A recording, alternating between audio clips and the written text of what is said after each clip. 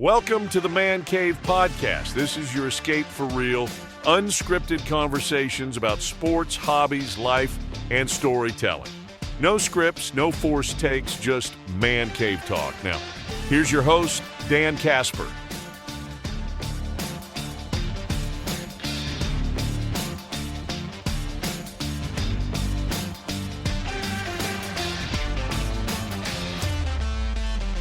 What's up, everybody? Welcome to a brand new episode of the Man Cave Podcast. I'm your host, Dan, as always. Appreciate you tuning in and hanging out with us on this episode of the Man Cave Podcast. Don't forget, as always, if you could, just take a few seconds, 5-star rating on Spotify, 5-star rating on Apple. Click that subscribe, like, follow, whatever it is, that bell, ring the bell. There you go. That's the phrase they use on YouTube, right? If you want to check out the video version of the podcast. But we could really use your support to help spread the good word, the good gospel of the Man Cave, right? Well, hey, on this episode of the Man Cave Podcast, because while we're recording this, it is the first day of on-field workouts at the NFL Combine. Are you feeling jacked? You feeling pumped? It's the Underwear Olympics, man. They're here. And such. But that's also kind of the Combine week, as we were talking about it in a previous episode of the podcast. It's also, I tend to think it gets overrated in some aspects. I know, dare I say that? How dare I say that? But I think it is important in other aspects too, where, it's valuable for teams and agents to talk and obviously for teams to check medicals and interview their new prospects and such. But with NFL free agency in the offseason, the new year about to begin here in less than 2 weeks, about 2 weeks, this is where a lot of that framework for those discussions, for trades, for free agents, a lot of that stuff kind of starts right now. And I think one of the most intriguing things to watch this NFL offseason is going to be the quarterbacks, because you've got, I would say, 9 teams that could have different starting quarterbacks week 1 compared to this previous season. And you factor in that there really isn't like an all-pro that's available as a free agent. Yes, a quarterback's going to be taken number 1 overall.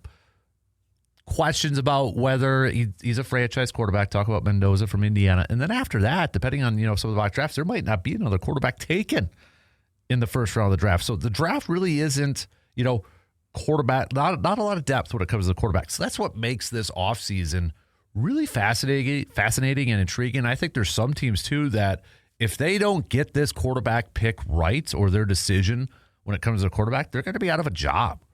So it is going to be crazy. It's going to be interesting, and I'm excited to see how it all kind of plays out.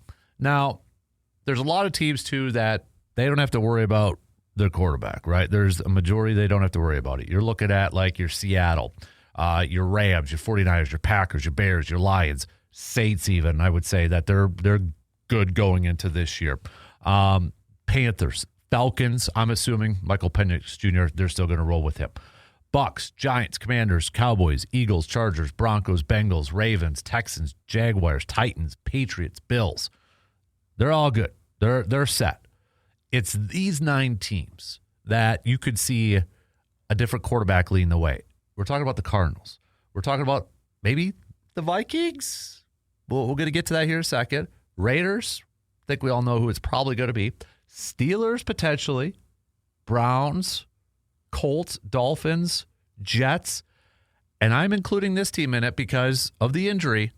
It's not a long-term one, but it could be a different start at week 1 starting quarterback. I'm throwing the Chiefs in here just because I know there's a lot of positive stuff being said about Patrick Mahomes, but for this, for argument's sake, we're going to say he's not going to be ready for week 1. All right?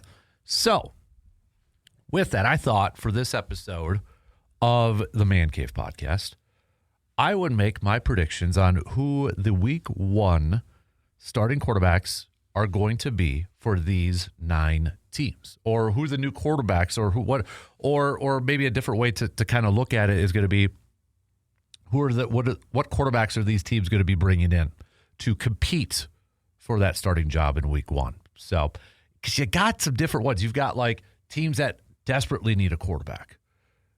You've got teams that their starters are hurt, but they may need a temporary starter. And then you got teams that might say, we just need a veteran to come in and maybe help mold our future starter. It's different reasons why these teams may need a quarterback. So I'm going to start off with kind of maybe the most obvious ones. Raiders, it's Mendoza. That's going to be their first pick. Maybe Geno Smith is gone, and I still think if Geno Smith's gone, they have to bring in a veteran to back him up. That's something that they're going to have to look at. And there's options out there for sure.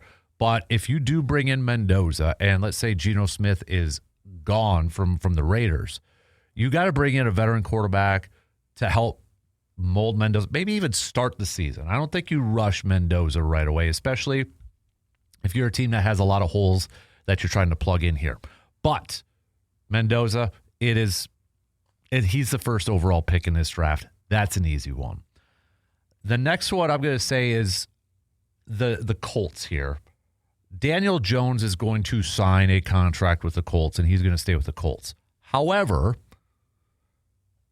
it is up in the air whether he is going to be ready for week 1. And again, we're going to assume that he's not. So you got a team that was really good to begin the year last year, and then the Daniel Jones injury derailed it, right?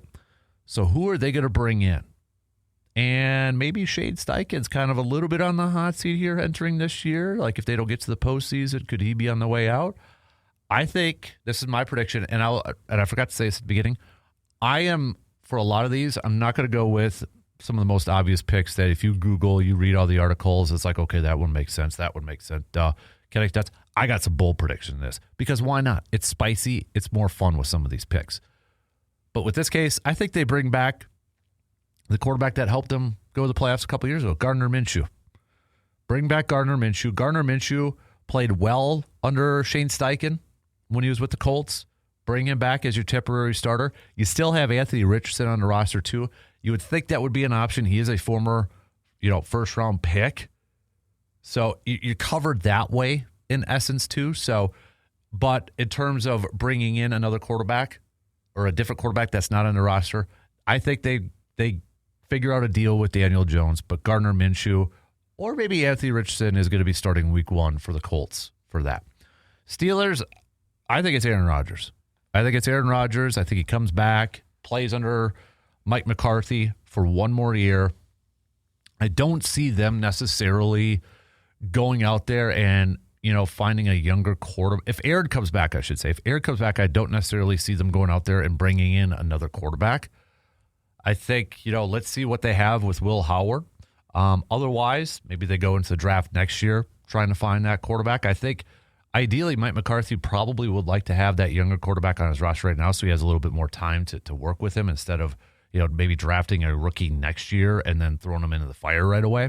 I think he'd rather have a little bit more of an experienced or established quarterback at that standpoint, but maybe that's a Ty Simpson type of pick or whatever. But I'm going to go with Aaron Rodgers coming back to the Steelers this year and going for it for one more year with his old ball coach, Mike McCarthy. So, all right, that's the Raiders, the Steelers, the Colts, the Browns. Now, there's a lot of speculation on what they're going to do. Names are being floated out all over the place. You've got Todd Monken coming over and, new head coach for the Browns. I get the Kyler Murray talk because Todd Monken's coming over from Baltimore where he was the offensive coordinator for Lamar Jackson and such. And I know reports towards the end it didn't really sound like it was working out the greatest. But the Browns quarterback situation is such a blankety blank show. There's so much money attached to Deshaun Watson. Like, if they were to bring in a Kyler Murray, it would have to be on a different deal. They couldn't just trade him or trade for him and take on his contract. It would have to be cheap. That's why I feel like it's Shedeur and Deshaun Watson this year. So all the names being floated out there about whether, they're going to get this quarterback or that quarterback, I think they're so financially hamstrung with the horrible Deshaun Watson thing that they're going to roll with Shedeur, and they're going to roll with Deshaun Watson on there. I don't know which one plays, to be honest with you. I really don't at this point. Dylan Gabriel's kind of an afterthought right now, which probably isn't fair to him. But I think it's going to be between Shedeur and Deshaun Watson for the Week 1 starting quarterback for the Cleveland Browns. So now my picks get a little bit more spicy. A little bit more maybe of a bold take. I don't say hot take. I say bold take in this one. Before that, Dolphins, I'm going Malik Willis. There's too many dots to connect there, right? John Eric Sullivan, Packer front office executive. Jeff Hafley, Packers guy. You got Bobby Slowick Jr. Bobby Slowick Jr. is over there as the offensive coordinator. He comes from the Shanahan system that Matt LaFleur was within too. So, they can really look out a lot of the different stuff that made Malik successful in Green Bay and implement that in Miami. So it just makes a ton of sense to put Malik Willis as a starting quarterback for the Miami Dolphins. Now we get to the spicy stuff. So that leads into, where does Tua go? Where does Tua go? How about this? I'm going to go with the Jets. You want to talk about a team that really needs to get this quarterback pick right, and they are in a huge, huge, huge bind right now. It's the Jets. They've got a couple first-round picks. They've got the second overall pick. But there is not another quarterback worthy of that pick at the second overall spot. And they are desperate for a franchise quarterback. Is that Tua? I don't know. But you look at the other options out there, they need to hit this. Frank Reich is the new offensive coordinator for the Jets. And I was looking at, okay, where did he have, or what quarterbacks did he have, experience with? A lot of them are pocket passers, okay? You look at his time as a head coach with the Colts. It was Andrew Luck. It was Jacoby Brissett. It was Phillip Rivers. It was Matt Ryan. Those guys. It was, offensive coordinator with Philly those years. Carson Wentz and such. He was at Carolina for just a hot minute. So I don't see Kirk Cousins going to that situation. I guess if Kirk Cousins just wants to play and he doesn't care about wins or anything like that, and he just wants to be a starter, that could be an option. I'm going to go with the Jets in this one just because, all right, they're going to take a flyer on Tua, going to kind of put him in that system that works for him and such, and essentially they're just going, they're going to kind of bet that Tua could kind of resurrect his career a little bit, if that makes sense, and maybe he could be their future starter for years to come. So he stays within the division, and the Jets are going to bank on that. They can finally settle on that position, on that quarterback position for at least a few years. It's a risk, though, right? It's a huge risk. And that's why I said at the beginning, this is going to be, some of these decisions are going to be job-defining decisions, right? These are going to be job-defining. If they do go get Tua and it completely fails, probably looking at another general manager and another coach here in another year or two. So I'm going to go with Tua to the Jets just because I don't see Kyler Murray. I don't see Kirk Cousins as an option over there too. Speaking of Kyler Murray, where's he going to go? Call me nuts. I think he stays with the Cardinals. I'm going to say that he stays with the Cardinals for this year. Mike LaFleur coming over. You got Nathaniel Hackett as his offensive coordinator, offensive-minded head coach. You got an experienced offensive coordinator coming in. Run it back with Kyler Murray. I think Kyler Murray still has something to give to a team. I think he still has talent, and he still has ability to be a starting quarterback in this league. And without any other good option, I know Jacoby Brissett is on the roster, but Kyler Murray's ceiling is still higher than Jacoby Brissett. You're bringing in a different offensive vision with this. Why not? Why not just bring it back another year for Kyler Murray? See what he could do under a LaFleur Hackett system. And if it doesn't work, okay, then you go into next year. Draft a quarterback this year, and that's your backup. I think it's Kyler Murray. You're bringing in an offensive-minded head coach and a veteran offensive coordinator that has experience with working with quarterbacks. Let's see what you could do with it, with Kyler Murray, with those guys. I want to see that. So I think it would be best suited for the Cardinals to just hold on to Kyler Murray for this year, unless some of the reports out there saying that it's a fractured relationship between him and the front office. If it isn't, and that's overblown, bring back Kyler Murray for another year. Let him ball under LaFleur and Hackett. So, who do we have left? We've got the Vikings. We've got the Chiefs. Yeah, Vikings and Chiefs left. Vikings, I think they bring in a veteran. I know the easy pick is Kirk Cousins. Everybody and their grandmother and their aunt and their uncle, they're all picking Kirk Cousins to go to Minnesota. And he very well could. It makes a ton of sense, doesn't it? Here's the thing, though.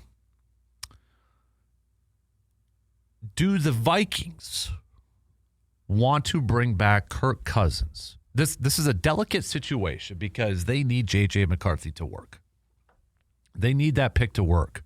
They need him to be the future starting quarterback, or they're resetting, and they need him to work rather soon here. If you bring in a quarterback like Kirk Cousins, the one thing that I would fear a little bit is, okay, you're bringing in Kirk. Yeah, that you could say there's a competition, but maybe it's already kind of wink, wink, nudge, nudge that Kirk is going to be the starter this year. And could that do more damage to McCarthy than maybe help him? You could say there's competition, but it kind of looks like, yeah, Kirk's going to be the starter since he's already been there before. He's played with Justin Jefferson and such, right? He's got a leg up. I don't know if the Vikings would do that. I feel like if they bring in a veteran quarterback where, okay, it is a legit competition, and then try to get the best out of J.J. McCarthy in a legit quarterback competition. I'm going to go with Justin Fields for this one. You know, another pick was, I thought, Anthony Richardson, just because you all remember the clip with him talking to Richardson after a game and kind of was like, oh, yeah, Anthony Richardson's going to play for Kevin O'Connell at some point. But I'm going to go with Justin Fields in this one, because then you put Fields and McCarthy mano-a-mano, head-to-head, and have a legit quarterback competition. You bring in Justin Fields and you're J.J. McCarthy, you're like, okay, I got competition here, let's roll. You bring in Kirk Cousins, and you're like, oh, well, I know I'm not starting. It's a delicate situation. Not every situation works out like Carolina did with Bryce Young. Bryce Young's a starter. He doesn't play well. They bench him. And then he gets back to being the starter. And it's like he did a 180 on his career. Not every situation works that way. So that's kind of where I would roll with that one. Now, perhaps my spiciest or boldest pick, the Chiefs. Again, I am operating under the assumption that Patrick Mahomes is not going to start week 1 for the Chiefs, or for the first couple of weeks. The Chiefs are in a position, though, to win now, right? They are in a position to win now. And